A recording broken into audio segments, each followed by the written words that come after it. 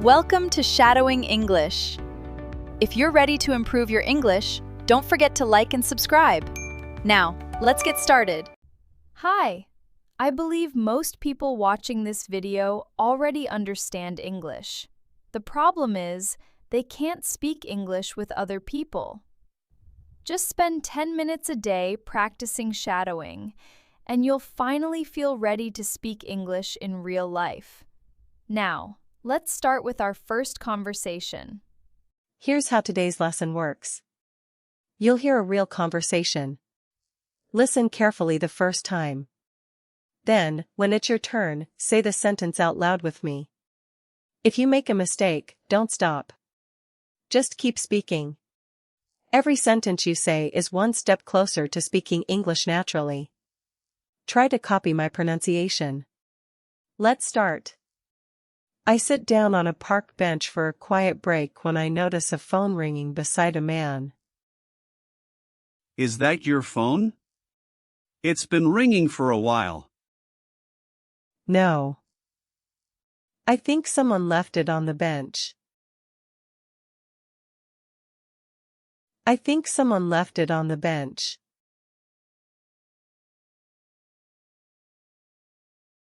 I think someone left it on the bench.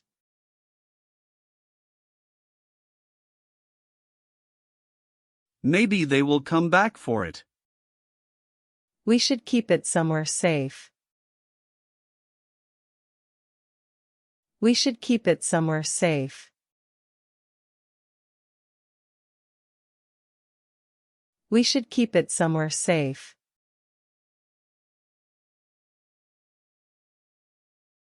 Good idea. There is a small information desk over there.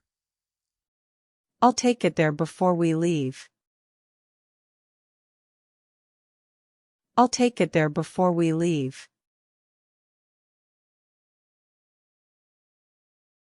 I'll take it there before we leave.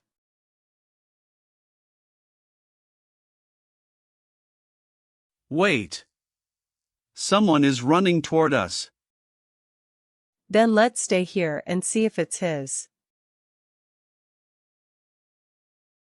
Let's stay here and see if it's his.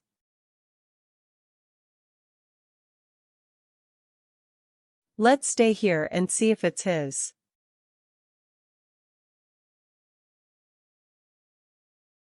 Looks like we solved the problem. The phone's owner arrives just in time.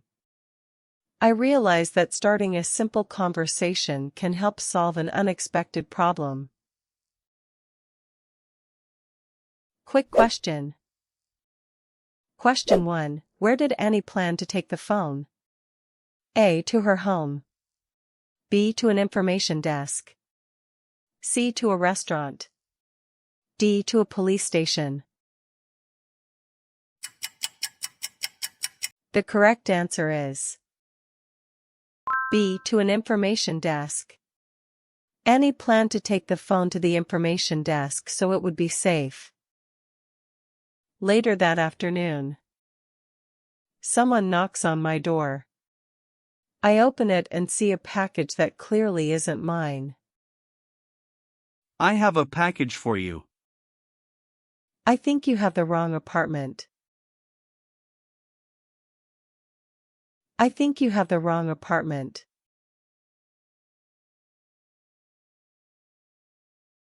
I think you have the wrong apartment.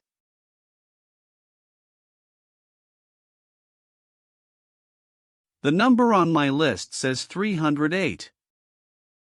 My apartment is 380. Not 308. My apartment is 380. Not 308. My apartment is 380. Not 308.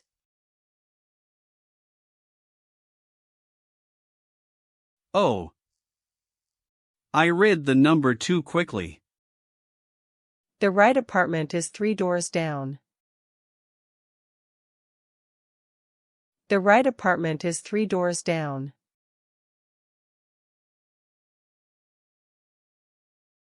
The right apartment is 3 doors down.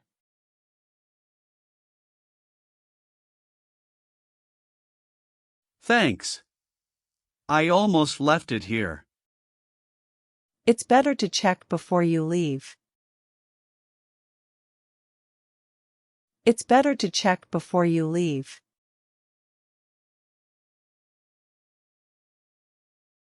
It's better to check before you leave.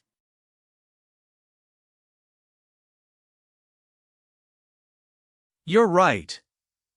I'll check the number again. It would have been easy to accept the package and move on. Speaking clearly saved both of us from a bigger problem. Quick question. Question 2. Why was the package not for Annie? A. The package was empty. B. The apartment number was wrong. C. The package was damaged. D. Annie had already received it. The correct answer is B. The apartment number was wrong. The seller read 308, but Annie's apartment was 380. On my way home, I reach a busy train station and notice a man looking around in a panic. Excuse me. Did you see a black bag near the seats? I saw one near the ticket machine. I saw one near the ticket machine.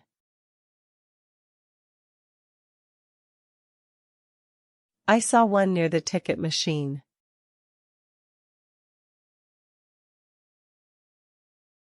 Was it a small black bag with a red handle? Yes. I think that's the one.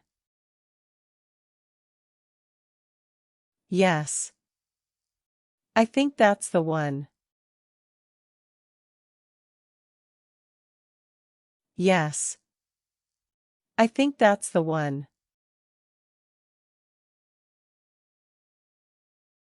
Did you see anyone pick it up? No. It was still there a minute ago. It was still there a minute ago. It was still there a minute ago.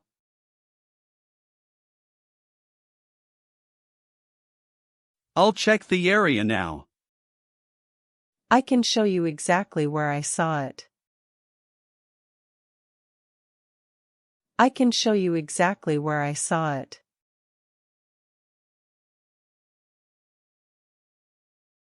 I can show you exactly where I saw it.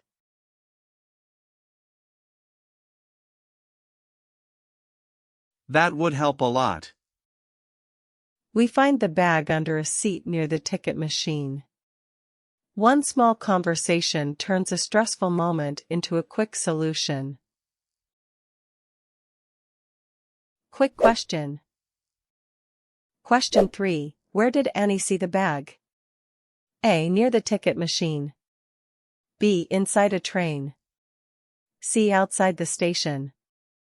D. Near a restaurant. The correct answer is A. Near the ticket machine. Annie said she saw the black bag near the ticket machine.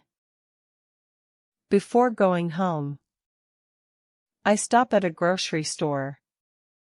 Suddenly, a glass bottle falls from a shelf and breaks near my feet. Please step back. There is broken glass here. I'm okay. But I almost stepped on it. I'm okay. But I almost stepped on it.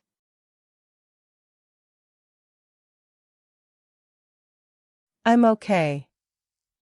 But I almost stepped on it.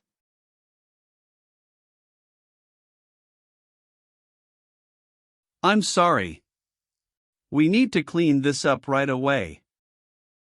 You should block this area so nobody gets hurt. You should block this area so nobody gets hurt.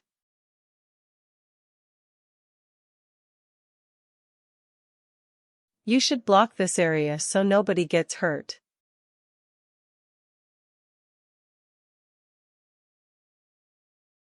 Yes.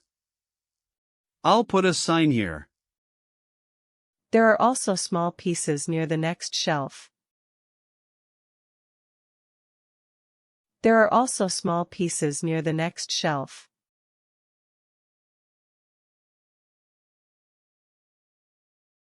There are also small pieces near the next shelf.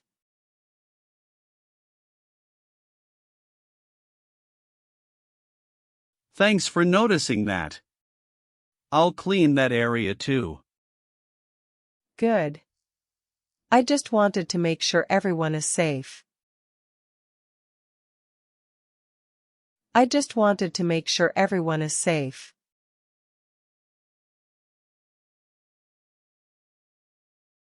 I just wanted to make sure everyone is safe.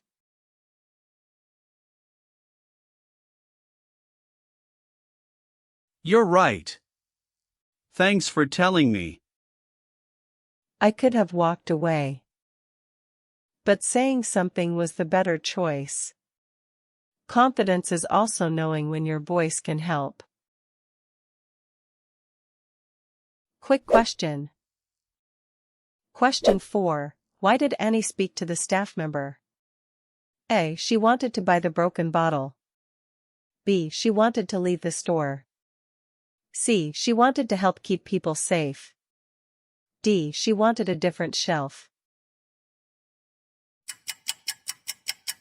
The correct answer is C. She wanted to help keep people safe. Annie pointed out the broken glass and asked for the area to be made safe. I finally get home. But the main door will not open. A man is standing beside the entrance, looking at the lock. The door seems to be stuck. I've been trying my key, but it isn't working.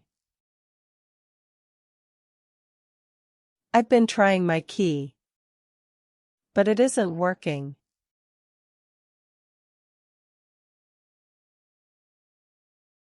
I've been trying my key, but it isn't working.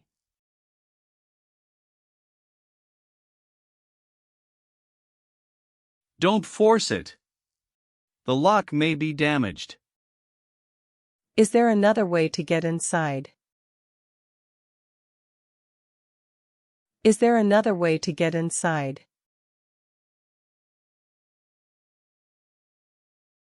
Is there another way to get inside?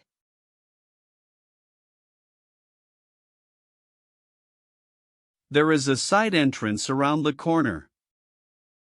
Great. I'll use that entrance for now. I'll use that entrance for now. I'll use that entrance for now.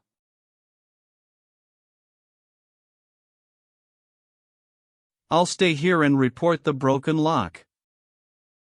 Thanks. At least we have a way inside. At least we have a way inside.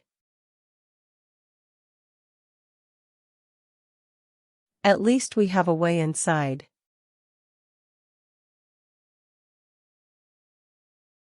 Exactly.